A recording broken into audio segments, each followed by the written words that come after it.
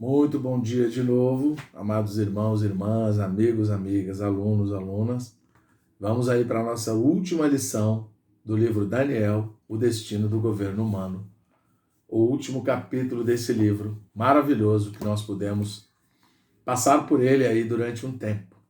Eu espero realmente que esse livro tenha sido muito útil para todos aqueles que ouviram, que viram essas mensagens, dizer que a palavra de Deus é a nossa real necessidade. Então vamos aí dar continuidade à palavra de Deus e a tudo aquilo que Deus deseja fazer em nós, por meio de nós. Então o título é Os Vencedores 2, leitura bíblica Apocalipse 2, versículo 7, Apocalipse 2, versículo 11, 17, 26. Apocalipse 3, dos versículos 5, 12 e 21. Essas são as referências aí para o último capítulo do nosso livro de Daniel. Nesse capítulo, continuaremos a enfatizar os vencedores, desta vez, sob o ângulo da revelação de Apocalipse. Daniel 12:3 nos diz: os que forem sábios, pois resplandecerão como o fulgor do firmamento, e os que a muitos conduzirem à justiça, como as estrelas, sempre e eternamente. Os vencedores são como os sábios que resplandecem.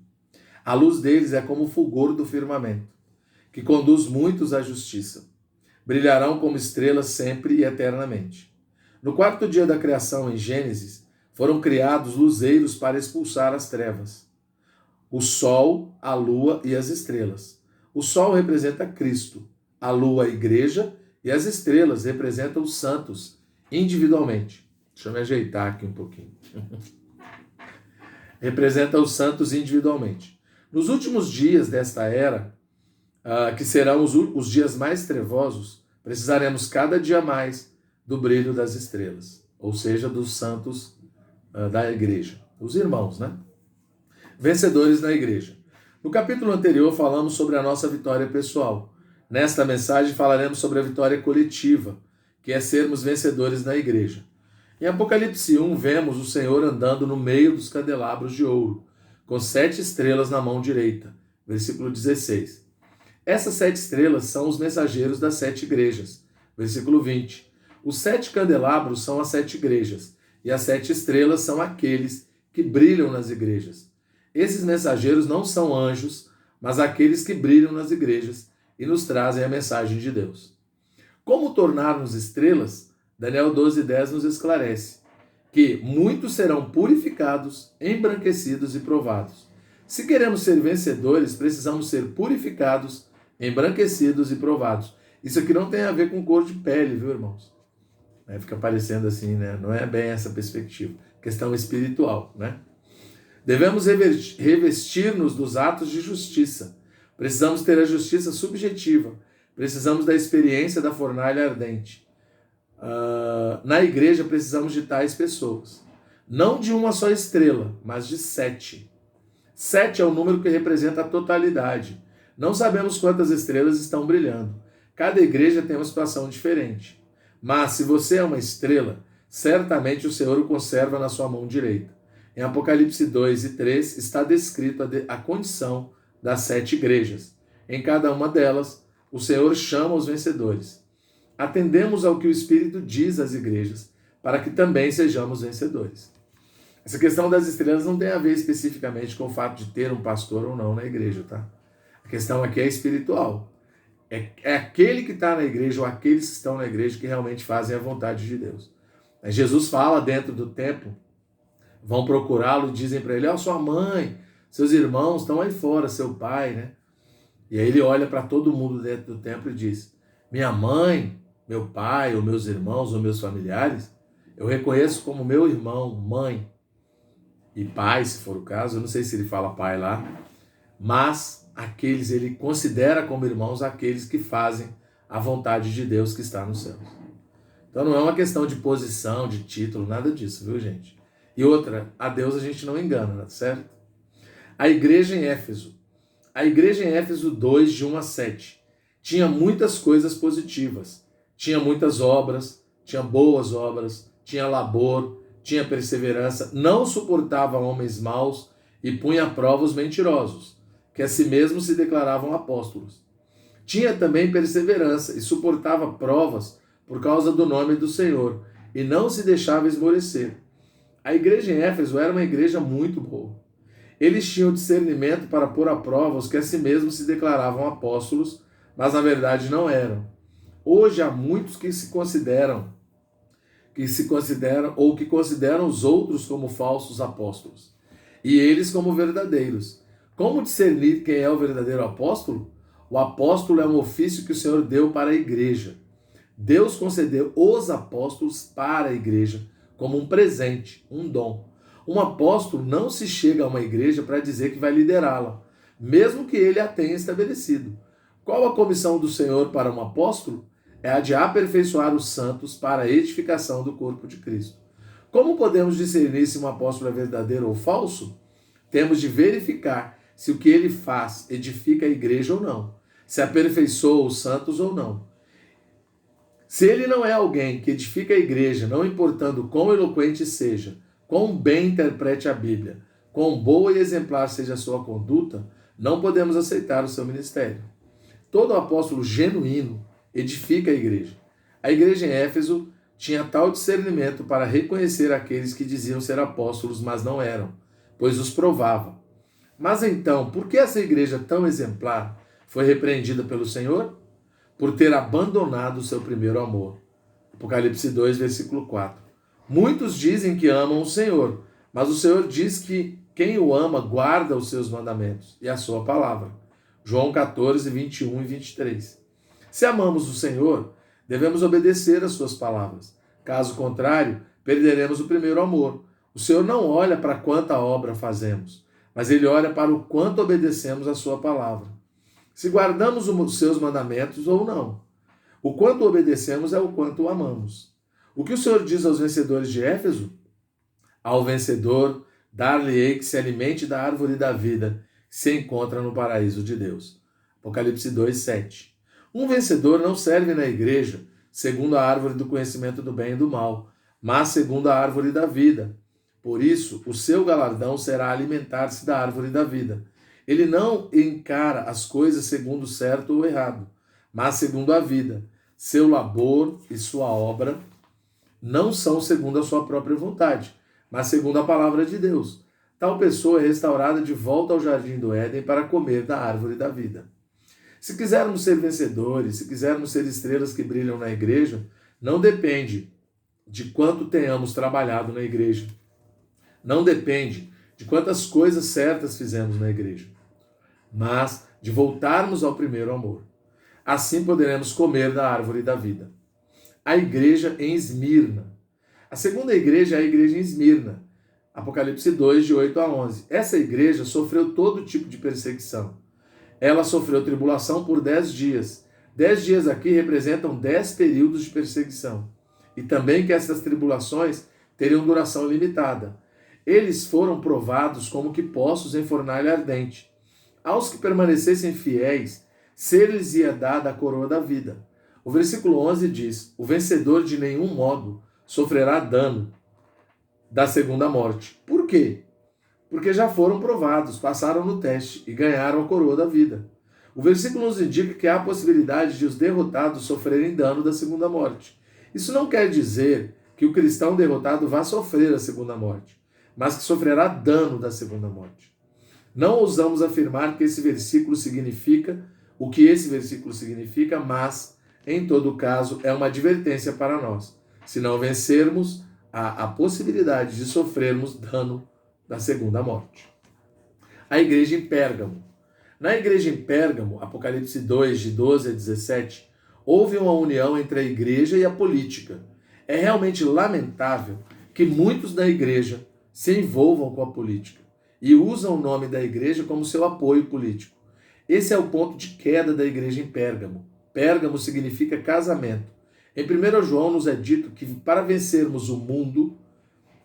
em 1 João nos é dito para vencermos o mundo. Mas Pérgamo uniu-se ao mundo. Todo aquele que se une ao mundo perde o interesse pelas coisas de Deus. Por causa desta união, a igreja em Pérgamo perdeu duas coisas vitais: o nome do Senhor e a fé, que é a palavra de Deus.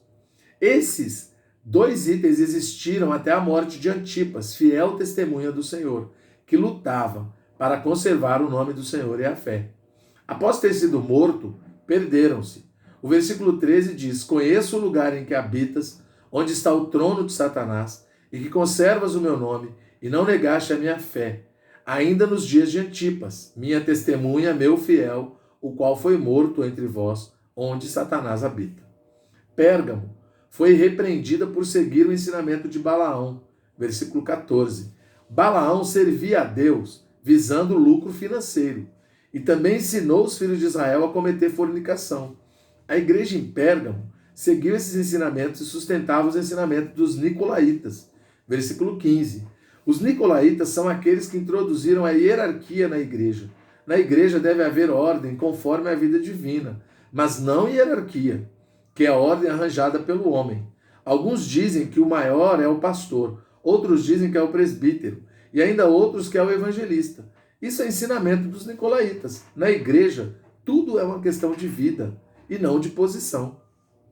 No versículo 17 diz: Ao vencedor dar-lhe-ei do maná escondido, bem como lhe darei uma pedrinha branca. Sobre essa pedrinha está escrito um nome novo, o qual ninguém conhece, exceto aquele que o recebe. O maná escondido é Cristo, como alimento espiritual. A pedrinha branca com um nome novo denota a nossa transformação, com as experiências pessoais que tivemos com o Senhor. A igreja em Tiatira. A quarta igreja é a igreja em Tiatira, capítulo 2, versículo 18 a 29. O grande erro da igreja em Tiatira foi seguir os ensinamentos de Jezabel, rainha em Israel. 1 Reis 16, 31. Ela usou seus ensinamentos para dominar Israel no tempo dos reis. 1 Reis 18, 1 Reis capítulo 18, 19 e 21, 2 Reis capítulo 9. Tiatira tomou esses ensinamentos e os pôs na igreja para serem praticados. Na igreja, não devemos ter nenhum desses ensinamentos malignos. Na igreja temos somente as sãs palavras do Senhor Jesus e os ensinamentos dos apóstolos, que são saudáveis e edificam a igreja. Os versículos 26 a 28 dizem: Ao vencedor e ao que guardar até o fim as minhas obras, eu lhe darei autoridade sobre as nações, e com cetro de ferro as regerá, e as reduzirá a pedaços, como se fossem objetos de barro, assim como também eu recebi de meu Pai, dar-lhe-ei ainda a estrela da manhã. Quanto menos você quiser ser a autoridade, mais autoridade lhe será dada. Mas quanto mais você quiser ser a autoridade, mais o Senhor vai derrubá-lo. Deus dará autoridade de reger as nações aos vencedores, que ainda receberão mais uma recompensa, a estrela da manhã. A estrela da manhã é o Senhor Jesus, em sua vinda secreta para os vencedores. A igreja em Sardes. No capítulo 3, vemos a igreja em Sardes. Qual o problema dessa igreja? É que eles tinham o nome de que viviam, mas estavam mortos. Sardes significa restauração. Tem o nome de restauração, mas não faz nenhuma obra de restauração. Tem o nome de que vive, mas está morto. Aqui o Senhor também os repreende. No versículo 5 lemos: O vencedor será assim vestido de vestiduras brancas, e de modo nenhum apagarei o seu nome do livro da vida. Pelo contrário, confessarei o seu nome diante de meu Pai e diante dos seus anjos. Esses vencedores estão vestidos de vestiduras brancas, que simbolizam os atos de justiça dos santos. Além disso, seus nomes de nenhum modo serão apagados do livro da vida. Ter o nome apagado do livro da vida significa perder o desfrute das bênçãos divinas na era do milênio. Não significa perder a salvação, pois uma vez salvos, somos salvos para sempre. Mas somente os vencedores entrarão no desfrute do reino milenar. A igreja em Filadélfia. Vamos ver agora a igreja em Filadélfia. Apocalipse 3, de 7 a 13. Esta é a igreja do amor fraternal. Numa igreja normal, há o amor fraternal, o amor entre os irmãos. Há harmonia entre os irmãos. Se houver desarmonia, como entre Evódia e Síntique, as duas irmãs da igreja em Filipos, Filipenses 4:2, isso influenciará a igreja toda, e a bênção de Deus vazará. A igreja em Filadélfia tem a chave de Davi, a chave do reino, da autoridade. O Senhor abre e ninguém fecha, e fecha e ninguém abre. Tudo que a igreja amarrar aqui na terra terá sido amarrado no céu, e tudo que for solto aqui na terra terá sido solto no céu. Isso o Senhor falou em Mateus 16 e 18, referindo-se à Igreja Universal e à Igreja em uma cidade, como sua expressão. A Igreja tem autoridade, a chave de Davi e a administração de Deus está nas suas mãos. Apocalipse 3:8 diz: Conheço as tuas obras, que tens pouca força, entretanto guardaste a minha palavra, e não negaste o meu nome. O que há de mais importante na igreja é a palavra do Senhor e o seu nome. Devemos guardar a sua palavra e não negar o seu nome. Na igreja comemos e ruminamos a palavra de Deus. Na igreja amamos o nome do Senhor. Por isso, toda vez que dissermos Senhor Jesus, devemos fazê-lo do fundo do nosso coração. Eis que tenho posto diante de ti uma porta aberta, a qual ninguém pode fechar. Capítulo 3, versículo 8. Diante de nós está uma porta aberta, a qual ninguém pode fechar. Todos os filhos de Deus podem entrar por essa porta. O versículo 10 diz: Porque guardaste a palavra da minha perseverança, também eu te guardarei da hora da provação que há de vir sobre o mundo inteiro, para experimentar os que habitam sobre a terra. A igreja em Filadélfia será guardada da hora da tribulação, isto é, da grande tribulação. Venho sem demora, versículos 11a. Quando virá ele? Não sabemos, mas ele virá sem demora. Por isso devemos ser vigilantes e aguardar. Devemos preparar-nos. Conserva o que tens, para que ninguém tome a tua coroa. Versículo 11, parte B. Os que estão na igreja em Filadélfia têm uma coroa. Essa coroa a receberemos depois do julgamento do tribunal de Cristo. Devemos somente conservar o que temos, para que ninguém a tome. O versículo 12 diz: Ao vencedor falo-ei coluna no santuário do meu Deus, e daí jamais sairá. Gravarei também sobre ele o nome do meu Deus, o nome da cidade do meu Deus, a nova Jerusalém, que desce do céu, vinda da parte do meu Deus, e o meu novo nome. A coluna aqui se refere não às colunas de apoio do santuário, mas às duas colunas de bronze na frente do templo, Jaquim e Boaz, que serviam de testemunho. Cada um de nós deve ser uma coluna de testemunho no templo. A igreja em Laodiceia. Por fim, vemos a igreja em Laodiceia, capítulo 3, versículos 14 a 22. Mesmo na igreja em Laodiceia, o Senhor está chamando vencedores. A igreja em Laodiceia sentia-se suficiente em todas as coisas, julgava-se conhecedora de tudo, sentia-se rica, abastada, não precisando de nada. Mas o Senhor afirmou que ela era infeliz, miserável, pobre, cega e nua. Versículo 21 diz: Ao vencedor dar-lhe-ei sentar-se comigo no meu trono, assim como também eu venci e me sentei com meu Pai no seu trono. Aleluia! O vencedor estará sentado com o Senhor no seu trono. Apocalipse 24 diz: Vi também tronos, e neste sentaram-se aqueles aos quais foi dada a autoridade de julgar, e viveram e reinaram com Cristo durante 1000 anos. Eles reinarão com Cristo durante 1000 anos. A nossa vitória individual visa a vitória na igreja. Não é suficiente buscarmos a vitória individual. É preciso também vencermos com a igreja, isto é, vencermos coletivamente. Lembrar aos irmãos que todas essas 7 igrejas aqui, elas existiram fisicamente, mas hoje elas são condições espirituais, né?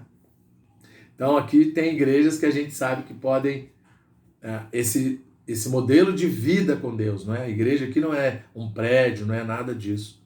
É uma questão de vida com Deus. Nós somos o templo do Espírito Santo, tá certo?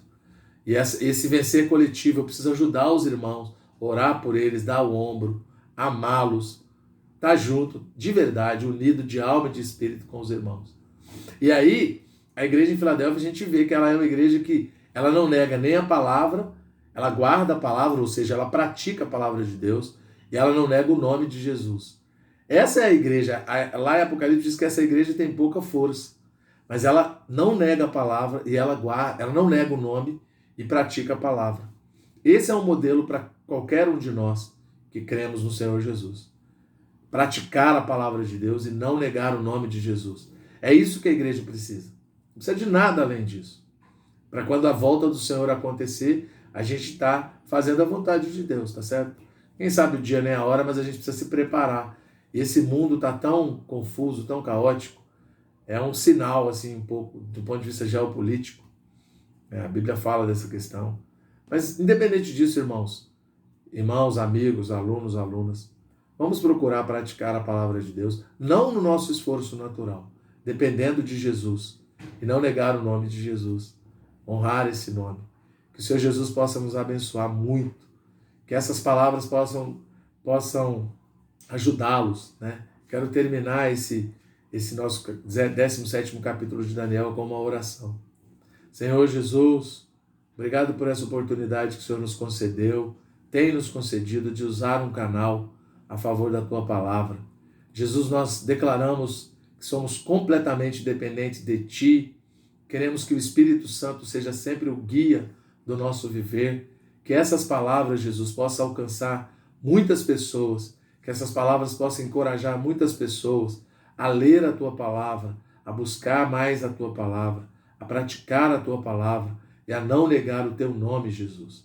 Jesus, nesta manhã também eu quero te pedir perdão, muitas vezes por a nossa maneira de falar. Quero que o Senhor nos lave com Teu sangue, nos encha com a Tua vida e nos leve adiante, Senhor, nos leve a perseverar nesse caminho tão maravilhoso, até a vinda do Senhor, até o estabelecimento do reino dos céus aqui na terra.